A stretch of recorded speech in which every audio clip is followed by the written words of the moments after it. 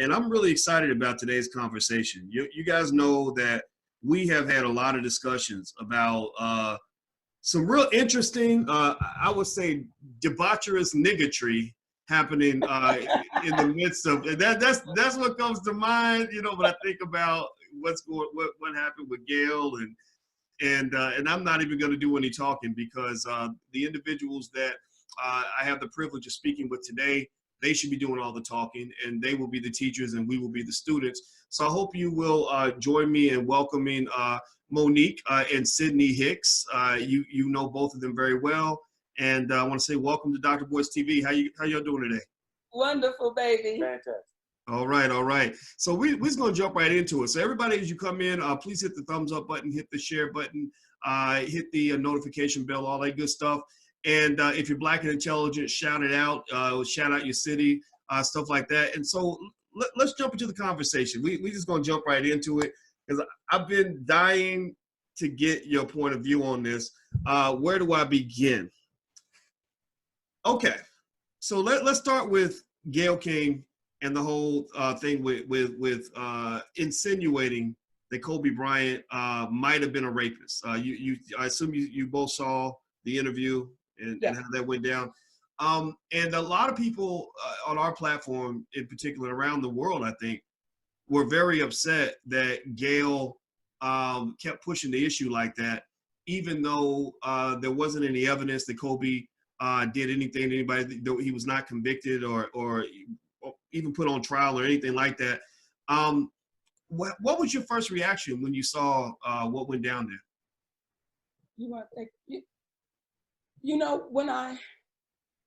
When I saw the interview, it felt like, for me, we want to try to make something be wrong. We've got to keep pushing it to make this Black man, we can't give him this record of he was just a great guy.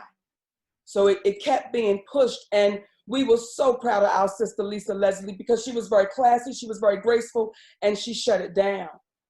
But when you watched our sister Gayle King, when you watched her do what her best friend does, when it feels like when it comes to Black men, I've got to demonize you. And I think it was very insensitive. I think it was out of order, out of line. And I think when I saw, for me, Snoop's video, and he said, "Can I say it?" I know I ain't the only one that looked in the screen and said, "Yes, you can." Voice, you know you looked at the screen and said, "Say it, brother. Go on and say it. Go on and say it." Well, I would tell you the truth. I was saying, like, I hope you don't say it because I didn't think he had to say it. Because I feel that what they do is I felt like they were going to deflect the conversation at that point. And I'd like to get your take on that. Right after Snoop made that video, Oprah then goes on TV and jumps into the victim's shoes, right? The victim role. Like, oh, Gayle she's not doing well, and she starts breaking out with these Becky tears, and and she has to get security now, like her and Gayle, they never had to have security before, right? And I really felt that was actually further feeding into this image of the Black man as a predator, and put Gayle as the victim in all this, which deflected from Gayle's original predatory behavior in the first place. What do you think about that? See, I don't think it did, because when I hear you and you speak to the Black intelligent people, well, we got to speak to just the Black people, and whomever you deem unintelligent or to the left, to the right. What I heard was Uncle Snoop. What I heard was an uncle saying, "Don't let us have to bring you in the basement and check that ass." Not no violence, because we all have those aunt and uncles in our community, in our families, that say, "Boys, am I hearing correctly what you're doing? Don't let me whip you." And no one was offended because you knew it was coming from a place of love. You knew it was coming from a place of, we've got to deal with you right now because it's gone too far. Mama didn't talk to you. Cousin Elsie didn't talk to you. And now you only gonna hear these words right here to grab your attention because we've been saying it for years, boys. So I So don't think it deflected anything. I think it brought more attention to what they've done to demean the black man. But there was a somewhat of a binary effect in the sense of people who know what it is felt just like Monique said. But to paraphrase, I believe it was Malcolm X who said, the media has a way of making the guilty look innocent and the innocent look guilty. To those individuals that may not be from our neck of the woods, from our community, what it did when he made those remarks, it did deflect it in the sense of it did not allow her to be highlighted for not taking responsibility for what she communicated, as opposed to passing it off on CBS. There was no pun intended, ownership that she took as it pertained to what she had said. And then he ended up subsequently happening to be the one who apologized. And I never heard an apology from her. And lastly, what I found most interesting about the whole dynamic was when she went to apologize, she said that I was told that I should just let the whole thing pass and not say anything about it. This is a technique that has been used by Oprah, Tyler Perry, because he's not come forward and given the apology that he said he was going to give to Monique. So they use this evasive technique of you'll be dragged for a moment, but then something else will hit the hotlines, and then the focus won't be on you anymore. And I love the fact that you brought that point up, and because that's why I deliberately went out of my way to make sure we kept talking about it. Like we gonna keep talking about this shit until it's resolved. This ain't one of those like 2-day news cycle type situations, because as you mentioned, Gayle still has not apologized to anybody. You know, so I want to ask you about that. You know, what are your thoughts on this? When I see Snoop, when I saw Snoop issue the first apology, it wasn't a complete full apology, which I don't think he had to apologize. Like I agree with you. I think the good outweighed the bad in the sense of, you know, Gayle needed to be checked. You know, it wasn't as if Snoop was talking about all women. Snoop was talking about that woman, right? Mm-hmm. You know, and so, you know, but when I saw Snoop's first statement, which I almost felt like he was making it under duress. I didn't get a sense that he was that he really wanted to do it. I was like, okay, that's enough. We're done. And then I saw another, you know, apology, which I guess he connected to, you know, my mom. I talked to my mama, and this was, I became a little bit concerned that you have this scenario where the original predatory behavior was conducted by Gayle. Gayle started all this, right? But yet somehow Snoop is the one apologizing multiple times. And it just saddened me to see a black man, a strong black man, weakened in that way. So can you speak to maybe the pressure that Snoop might have been under from the powers that be? You know, because Viacom, I know he's got some deals with Viacom and some of these others. What kinds of phone calls do you think? Because I'm sorry, I don't believe it was just the mama. Because you know, his mama had been around for 25, 30 years back when he was, you know, making music and doing all kinds of stuff that could have been critiqued, if you want to put it that way. So what phone calls do you think he got that led to those apologies? Well, when you say it wasn't just the mama, it was also the boss lady, his wife. It was also his beautiful chocolate daughter. And as my husband explained to me, he said, Mama, that man has women in his life that he respects and loves. Because if any of those women said, wait a minute, hold up. I know you mad as hell, but if anybody called me a funky dog head bitch, what you gonna do? So I don't know if those were the exact words. I don't know if those were the words at all, but I don't find Snoop to be the type of black man that's gonna waver or bow down because Viacom or anybody got involved. I feel like that was one of those things for me. Because I know that I know that brother. I've been in his company. We've had conversations. I think that was one of those things where it was like, listen, that's still our sister. And I didn't raise you like that. I know she's wrong. I know she is. But you can't do it that way. So for me, I don't believe it was any powers that be. I believe it was mama, daughter. Like I got these women in my life too. So you don't think there's any financial pressure that That because I'm almost wondering if Snoop had never like reversed his position at all. You don't think that would have affected his brand? You don't think it would have affected his business relationships, endorsements, things like that? I'll let you take it, Daddy. I was just gonna say that you never know what will affect what. You really don't. But what I will say is, in a parallel situation, Terry Crews was ridiculed because he didn't stand with Gabrielle Union in her what she had noted regarding America's Got Talent, and was crucified. He gave his statement saying that, you know, the only person he has to stand with is his wife. But then he came back and he changed the statement. And what Monique and I were discussing is the dynamic is different when you have a household and you have a team and you have a family. Whereas if and I hate to go back, but this is the most personal and closest thing to us.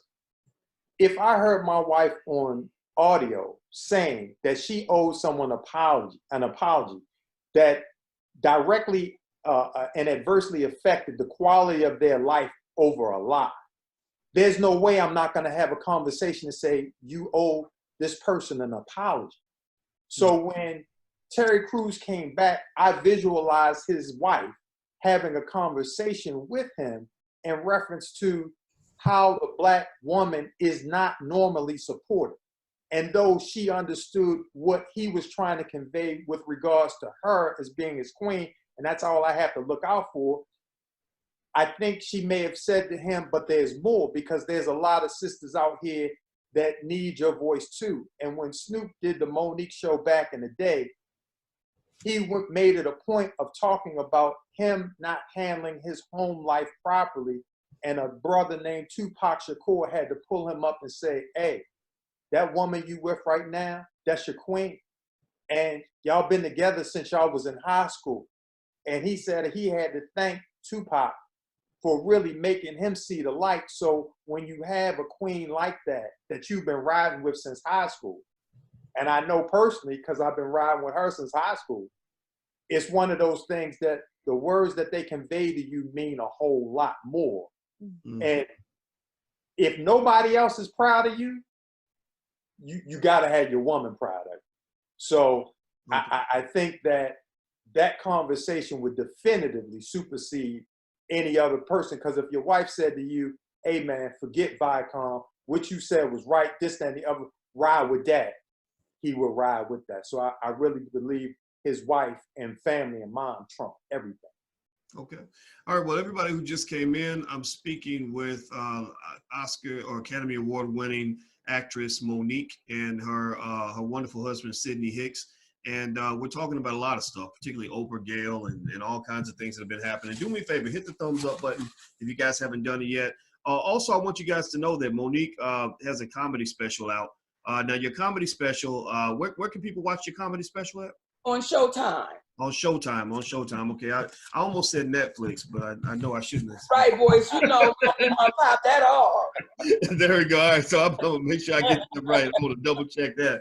All right, so everybody, make sure you support the sister and you know, in the work that she's doing, because I'm gonna tell you, I think a lot of people are really proud of you two as a couple, because of the way you've represented Black love so well and the way you've represented the community so well. You know, and I'd like to get your take on sort of what that was like when the first thing kind of popped off with Netflix. A lot of people didn't believe you. You know, a lot of people thought you were going overboard and like, oh, she's crazy. But I noticed, I watched, I keep my finger on the pulse of the people, and I watched public opinion kind of sway over time to the point where you had support in the beginning, but not as much as you had later on, when people started seeing what you were seeing, particularly as it pertained to Oprah Winfrey and Tyler Perry, things like that. What was that process like for you two as a couple to kind of see the reactions from the public? You know, I remember, boys, when it first hit, right? And my husband took me by my hands and he said, we're gonna be good. And he said, the only way this goes away, mama, is if we stop talking about it. That's the only way it's gonna go away. So through the whole process, we've never stopped talking about it. And again, when you have a foundation, and this is the part that I don't think we get enough of in our community or these conversations, because we're being taught to be such individuals, and to help with a team, you got to be a boss and you want to be a power couple. But because the foundation was so strong for me at home, and when I'm home, I'm a wife and I'm a mother and I'm at baseball games and I'm learning new recipes and all those things, it didn't allow me to focus in on, oh, whoa, oh, no, because I knew that that wasn't the priority, though it's the livelihood, but my family is the priority. So to say, how did I get through the process? I knew what was important. I knew the fight we had to have and we're having, but I also know what's important, and that's the family. And that's how I've, as the entertainer, been able to get through this. In addition to the fact that we understand that our community from 1619 to the present has been programmed to be fearful of the powerful. So for them to, it's kind of like if you watch an herpetologist handling a snake and he's bit by a snake, he's not angry at the snake and doesn't strike the snake because he understands why the snake bit him, because he put himself in a position to be bit by the snake. Not to compare our community by any means to the snake, but we oftentimes have empathy for why an animal may act in a certain way due to fear. But we forget that we too are animals, mammals, and we operate the same way based upon fear. So when you're programmed in an environment that has told you you need to be fearful of the powerful, why would we expect them to side with Monique as a Black woman? See, women are the second-class citizens in societies around the world, but not many places can speak in reference to the Black woman in the way in which America can. The Black woman has had to take care of the white man, the white woman, the Black man, the white man's kids, and the Black man's kids, and has been raped by that white man, and then had to come take care of that Black man. So now you want her to be listened to? So there's a level of conditioning that we have to break in terms of reprogramming ourselves. And I think there are a lot of people who are becoming more astute in terms of observers. They say repetition brings on retention. And people are starting to see, based upon the level of repetition of the many Black women and voices that are saying, we are having a problem in Hollywood. When our sister, says, Viola Davis, they call me, what? The Black Meryl Streep. But they don't want to pay me like the Black Meryl Streep. They don't want to pay me like the white Meryl Streep. My bad. But they call me the Black one. That's Boys, right. You see the tricks. You see. The Black Meryl Streep. Wow. With Meryl is really the white Viola Davis. So that's interesting. You know what? I'll tell you what.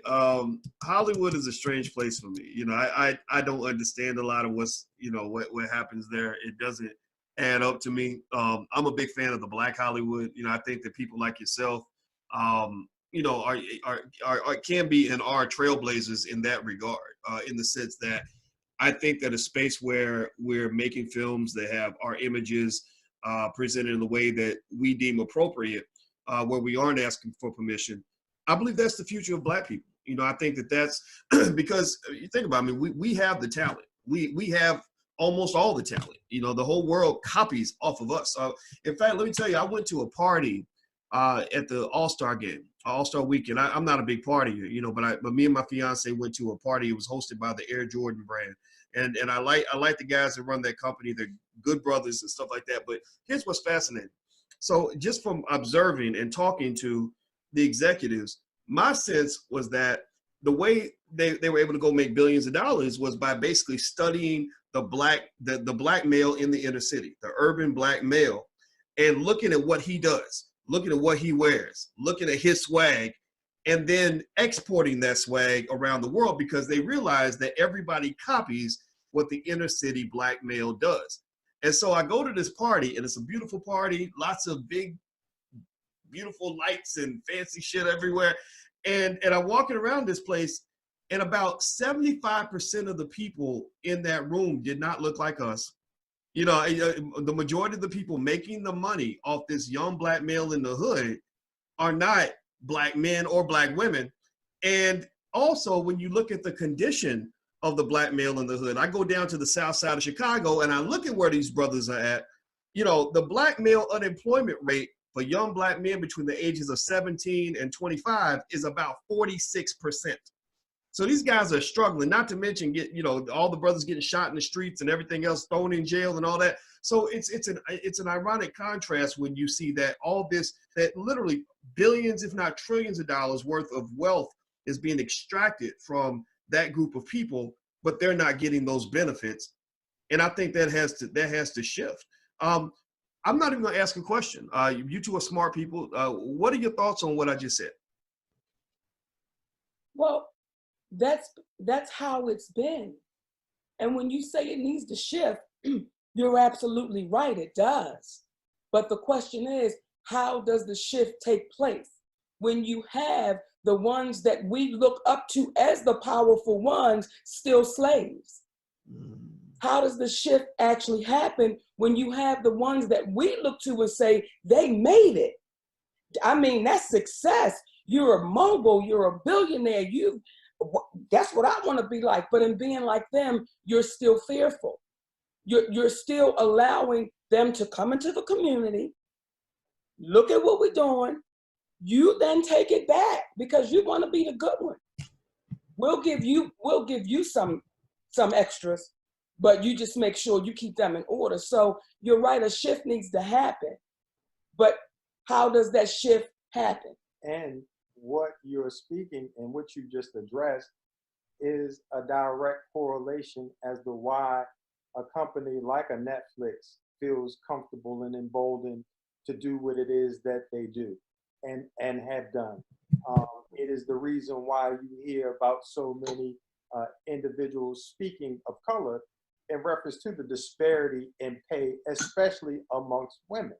So everything that we're seeing, and we have to look at it from a standpoint that as individuals who came from slavery, and they say it takes 30 days to form a habit, but from 1619 to 1863, I believe about 244 years, and we know it didn't end at the Emancipation Proclamation discrimination at that point. To go from having to pay people that you used to get for free, now you got to pay them. Now they talking about equal. And we live in a world where it's so shady that the person they call the great emancipator, and Abraham Lincoln himself was a racist. Okay. So when you have the great emancipator is a racist? Come on. And he said when he freed the slaves, it was not to have equality amongst blacks and whites because they would be competing for the same job. And he believed that if there was a superior race, it would be the white race. So when you have the great emancipator who feels that way, what really do the people who are not the great emancipators feel? And this is not to make white people this way in totality, because when you have a Joaquin Phoenix to give the speech that he gave, he's deemed a hero. But when a black woman like Monique says what she says, she's deemed a complainer. Come on. Interesting. Interesting. Yeah. I saw Joaquin Phoenix's speech, and I was I was impressed by that. You know, I was impressed by his performance, but far more impressed with his most relevant performance, which was what he did when he got that award, because he didn't have to do that. Much respect to that. So, by the way, everybody, I'm speaking with Academy Award-winning actress Monique and her husband Sidney Hicks, and we're talking about all kinds of stuff from Oprah and Gayle and Snoop and everything else. Do me a favor, guys, if you haven't done it yet, please hit the thumbs up button, hit the share button, hit the subscribe button. Also, if you'd like to support the platform, join our League of Intelligent Black People at intelligentblackpeople.com. That's intelligentblackpeople.com. So I'm going to ask you, I'm going to do some word association with you real quick before we let you get back to your busy schedule. I'm going to throw out some names, And I would like for you to tell me what comes to mind, what are the first words that come to mind when I throw these names out. So I'm gonna start with the easiest one. Oprah Winfrey.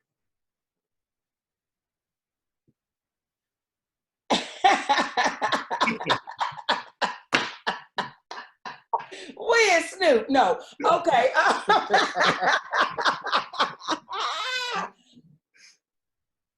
Fraudulent. Fraudulent. Wow.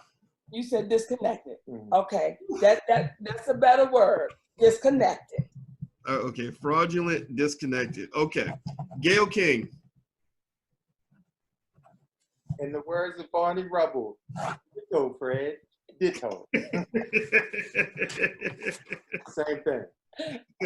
Same thing. So when I say Oprah and Gayle, it's almost like talking about the same person to you, or do you see a difference between the two? No, I don't. If you close your eyes, boys, and you listen to them talk, you can't tell which one is talking. Just close your eyes and listen. You can't, for me, you can't tell which one is doing the talking. So I believe, yes, for me, same. Interesting. Okay. Okay. Russell Simmons.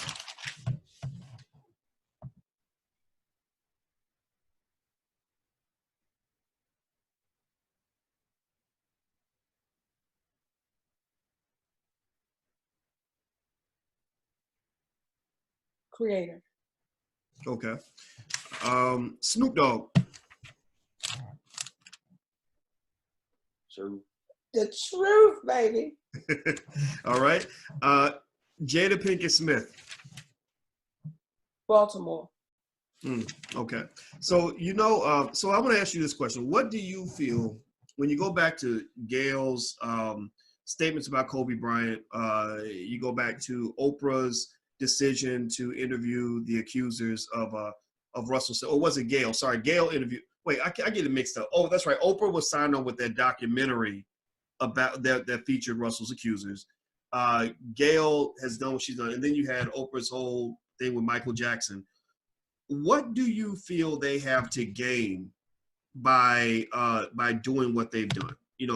Going after black men who are dead, interviewing the accusers without actually speaking to the accused. What do they gain from doing this? What's happening there? If I may speak on something, and that'll get addressed as well, but to show you how devalued, for me, the black woman is, Oprah Winfrey's gone after black women too. But we never bring up how she did Toni Braxton on her show. We never speak about those interviews where you say, wait a minute, sister, why aren't you interviewing this singer or that singer? So we never speak about why she didn't have a relationship with Whoopi Goldberg for 25 years. And then when they actually sit down, now it's this whole show. I didn't know why you was mad, and I didn't know why you was mad. Well, Whoopi told me why they had a situation, okay? When you know that Oprah Winfrey had a problem with Ayanna Van Zandt, but then you see Ayanna Van Zandt after years apologize to Oprah Winfrey. Well, I happen to have an understanding of that situation. Ayanna didn't owe her no apology. So when you just say these black men, well, they are black women too, that she's affected their careers. But because the value is so not there, boys, it's not even brought up. And it wasn't brought up until it was with our brother Michael and our brother Russell and now our brother Kobe, and which it should be, but we get so overlooked that we're just now speaking about the demonization of our black men with this woman. She's done the same thing to black women. So do you think she has an issue with black people just in general? What do you think's really happening there? You take it, Daddy. I think first, when you see the interview that she did with Barbara Walters, when she said that when she was asked, growing up, did you want to be white? And she said, yes, I did. I wanted to be white growing up. And I know I'm going to have some kickback from some of the black groups out there, as if she's not black.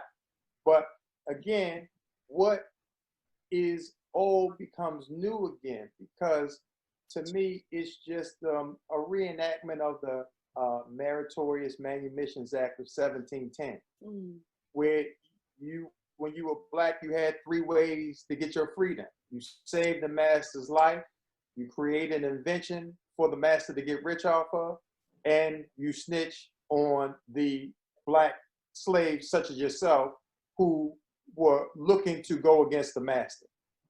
Somebody could say she's done all 3.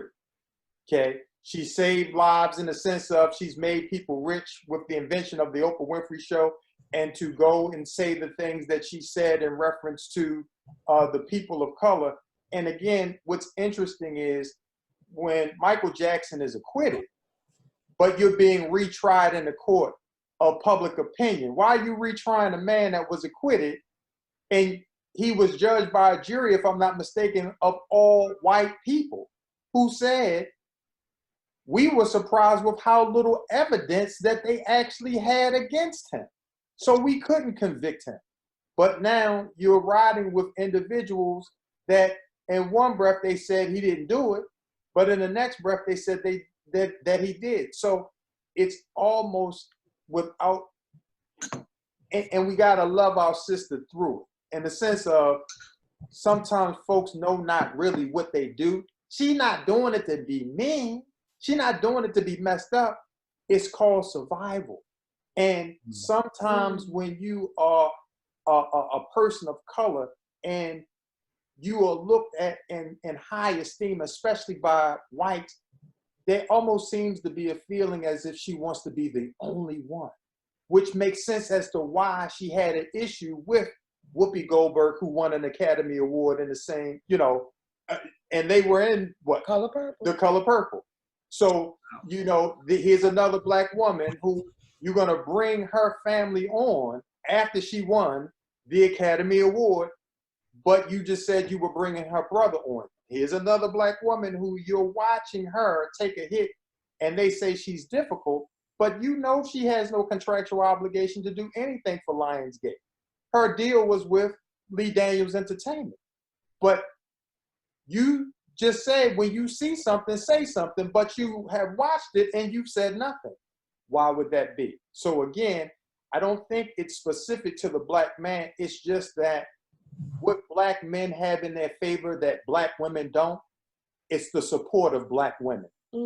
Interesting. Okay. So what do you think is, as you sort of seen Oprah and Gayle kind of go after, and I did see that that Tony Braxton video you put on your Instagram. I watched that, and I wasn't aware of that, so you actually educated me on that. And you've seen Oprah and Gayle, kind of do what they did when it came to Kobe and Russell and Michael, etc. And then I forgot about the Gayle King interview with R. Kelly, which netted her, tens of millions of dollars in that big contract she got. Why do you think that they are incapable of even mentioning the Harvey Weinsteins of the world while they're going down this trail of black people? What's stopping them from being honest about Weinstein the way they claim to want to be honest about everybody else?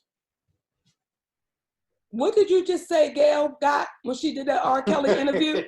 Oh, she got tens of millions of dollars. That was right when she signed that $11 million deal. I think she got. So now I'm gonna ask you boys, what you think is stopping them from interviewing the ones that sign their paychecks? Oh, CBS. Stopping them. Oh, I imagine the powers that be, but maybe I figured you can explain the dynamics a little bit better. Because what I gather is that Weinstein was just that guy that everybody wanted to be down with until they didn't want to be down with him anymore. And so it's almost like it's an embarrassment for everybody who was ever affiliated with this guy. And I'd like to get your take on it, as a Hollywood insider, in terms of what you saw that might keep people from speaking honestly about not just Weinstein, but a lot of the debaucherous shit that's going on in Hollywood. Well, I'll tell you what keeps people from speaking. Because we'll snatch your career. We'll take your livelihood. Like when people say, well, why do you think people are fearful? Well, if you watch James Baldwin, and I posted it, and when he said, what happens is when you get the nigga that says, I'm not tolerating it, then what that white man says is, we will take that one nigga and we will show all the other niggas what we'll do with this one nigga. So now you other niggas better know your place and you better be fearful, because see what we did to that nigga? So I'm that, I'm that nigga. We all that nigga. Everybody in the chat, if you are that nigga, say I. Okay. We all gonna be that nigga. I love it. When you are that nigga, but then you have to fight with people that look just like you. And you're saying, wait, why are you balling your fist up over here? Because you know what I'm saying is the truth. You know what I'm saying is correct, but they look back at me with eyes that say, I know what you're saying is true, Monique, but shit, I got a mortgage. I got, listen, I'm enjoying the life I'm living. And when you know about a man, and I speak of him as often as we can, Kurt Flood, who is responsible for free agency in sports, but you never hear that black man's name. And that black man went to his attorney and said, if I raise hell about this, will I ever play again? And his attorney said, no, you will never play again. He said, well, will it make it better for the next ones coming? And his attorney said, yes, you'll change it, but you won't play again. So to watch a documentary of the black men that played with him, and they all said, we knew he was right, but we was too afraid to say something. So when you ask me, why don't we speak up? Boys, we've been trained not to speak up. And when you do speak up, you then have people like your friend, Leonard, who calls himself Charlemagne the God and gives you a title of Donkey of the Day, because you're saying, wait a minute, y'all, this is not right. And every year that goes by that Kurt Flood is not in the Hall of Fame is in a subliminal way the Major League Baseball, MLB, saying, we cannot glorify someone who's going to stand up against us. So we got to keep it silent. So that man not only should be in the Hall of Fame, but he should also have something directed back to his family. A damn dollar from every Major League Baseball player who's ever benefited from free agency, $1. Because interestingly enough, what he was fighting for, two white guys end up implementing, but it happened quietly. But they had already did what he was trying to do, and it worked once it was affecting them. It's kind of like Richard Pryor said some years ago. A problem could be happening in the hood, but when it reaches white folks, it becomes an epidemic. And then it changes. So it's one of those things where she just hit it right on the head. We've been trained to be afraid. That's why you can't be mad at people who are fearful, because they're not fearful on purpose. But the only thing we can do is keep having these conversations right here, in the hopes that what you are afraid of is already happening due to the fact that you are afraid. Wow. And you know, boys, too, when you speak about a shift, there needs to be a shift. One thing we've allowed ourselves to be lied to.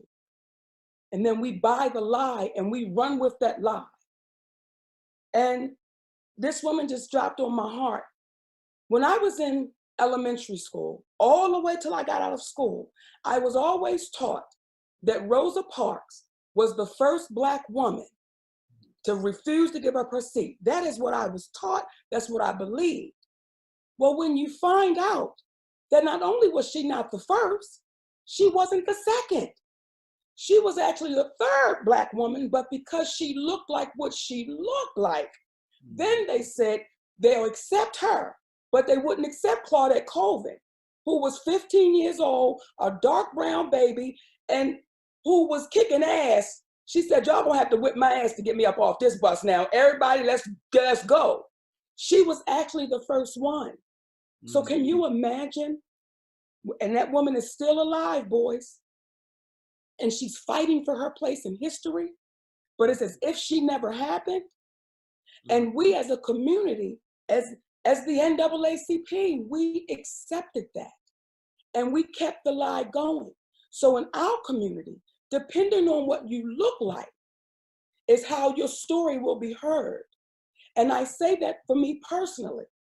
When Gabrielle Union spoke out, as she should have, please let me be clear, as she should have, no one said donkey of the day.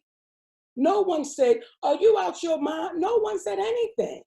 When there was a sister that just spoke out, Nia Long was on your boy's show, The Breakfast Club, and she was speaking about the inequality and the unjust, and your boy was like, yeah. So someone would say, well, what's different? See, I'm a fat Black woman. As Hattie McDaniel was a fat Black woman. We can't really push your agenda because you don't look the part. But Lena Horne looks the part, but you don't look the part. So when you say, how do we make the shift? We have to make the shift dealing with honesty to say, all right, y'all, we got to erase his story and we got to tell our story. And stop strategizing with what we think is going to appease the master and start strategizing with what is the truth. Come on. All right. Everybody who's watching, this is a great conversation that we get a chance to have with Academy Award-winning actress Monique and her husband, Mr. Sidney Hicks. I want to make sure everybody that's watching, make sure we support this family, because they are taking on some battles that a lot of people won't take on. And I want to mention that Monique has a new comedy special. It's called Monique and Friends, right? Yes. Monique and Friends. It's on Showtime. So everybody go support. And also, what your YouTube channel is it called? Monique Worldwide? Is that? Yes. Okay. And anything else you want to mention here that we can support?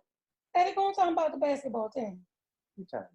We just signed on to be owners of a basketball team in Houston. And I'm going to tell you why we're so excited, because it's mixed gender.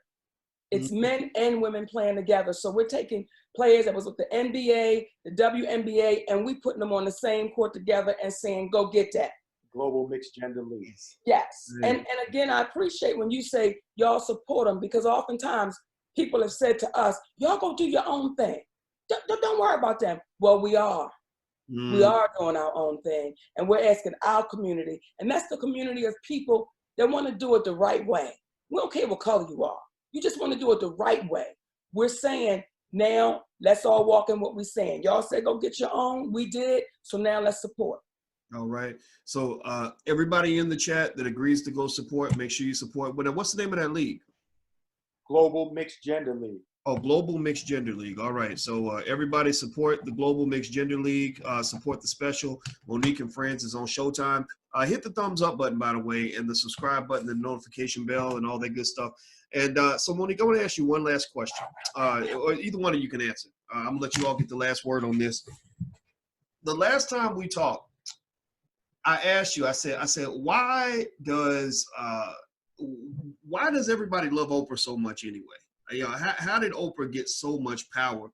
And you hit it a little bit earlier, but I'd like for you to elaborate on this. Like I've literally thought about this since you said it, and you just said, you answered real simple. You said because she's a fat Black woman. Now, which almost sounds in contrast to what you were saying earlier, almost that being the fat Black woman, if you want to call it that, was a liability. But in Oprah's case, it's almost like the argument is that that's an advantage for her. Now, my thought, I'm thinking about the mammy that took care of the babies back on the plantation. That's what I'm visualizing. But what were you thinking when you made that statement? When Oprah first came out, she was nurturing. Oprah made you feel like she was sitting right there in your living room with you saying, girl, what? Stop it. She was that fat Black woman who we got flabby arms, and when the world go wrong, you can lay up on our bosom and we're going to make you feel better. That's who Oprah Winfrey was. When she came on your TV, whatever your problem was, that Black fat woman was going to make it better. That Black fat woman forgot she was a Black fat Black woman and became a white woman. Became a white man. So that's what happened, in my humble opinion. See, again, for us, we love to be nurtured. Who doesn't? And we're known to be that nurturing person. When people come up to me, and I'm grateful for it, and say, Auntie, can I have a hug? Of course you can, baby. Let these big arms wrap up on your back and see how it feels, because that's what we've been raised up in, that kind of love. And that's who that woman was. When she first came on, boys, I too was addicted to Oprah Winfrey. Like, look at her. She looked like me. She know what I'm dealing with and what I'm going through.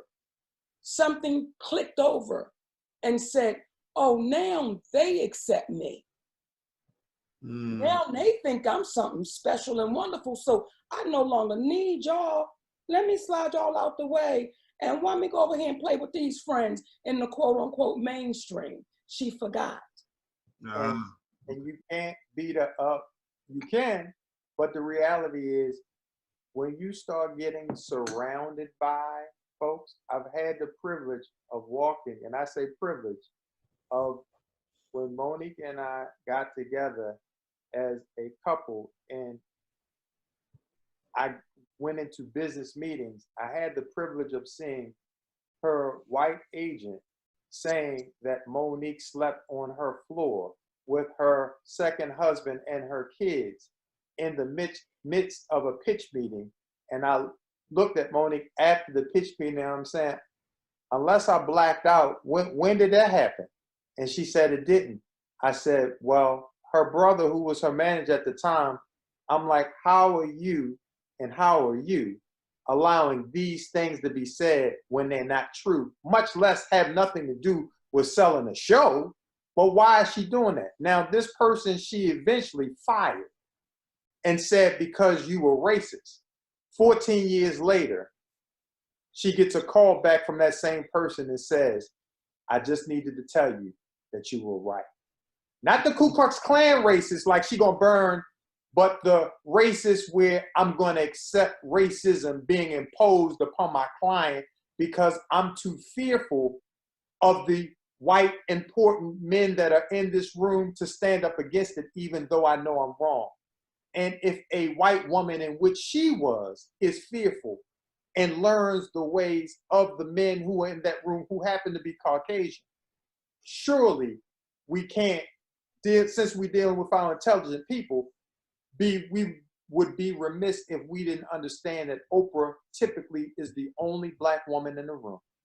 So when you're surrounded by people who don't look like you, who are telling you exactly how you should act, because you no longer are just Black, you are doing white business as a Black woman, but you've now transcended your color, and now it's as if you're more than. So this is how people end up losing themselves. Wow. Well, you know, I can't disagree with you. You know, some of that behavior doesn't make any sense to me. It just doesn't. And I want to say thank you, both of you, for speaking your truth. And I'm gonna tell you, I know you know, we got a few 100,000 people that are kind of hanging out on our platform, and I do surveys. Oh yeah, everybody say hi back, and I'm gonna tell you, they're really rooting for y'all, and so and I know you have your supporters out there, but I want to remind you that you do, and also I said it privately, I'll say it publicly. If there's anything I can do to be of support, all you gotta do is make that call. So God bless both of you. Thanks for hanging out with me. Appreciate you, baby. Thank you. All right. So everybody, please give Monique and her husband Sydney a digital thank you, a round of applause for joining us. And also her comedy special is called Monique and Friends. It's on Showtime. Everybody support that. Also, the Global Mixed League, is that Global Mixed Gender? Okay, Global Mixed Gender League. That is the basketball league that they are participating in as well. Support that as well. Also, hit the thumbs up button, share, and subscribe before you go. And if you want to help us grow the platform, please feel free to join us at intelligentblackpeople.com. That's intelligentblackpeople.com. I'm Dr. Boyce Watkins, and you guys have a wonderful day. And thank you all again for joining us. It's always a pleasure to see you. Thank you, brother. Take care now.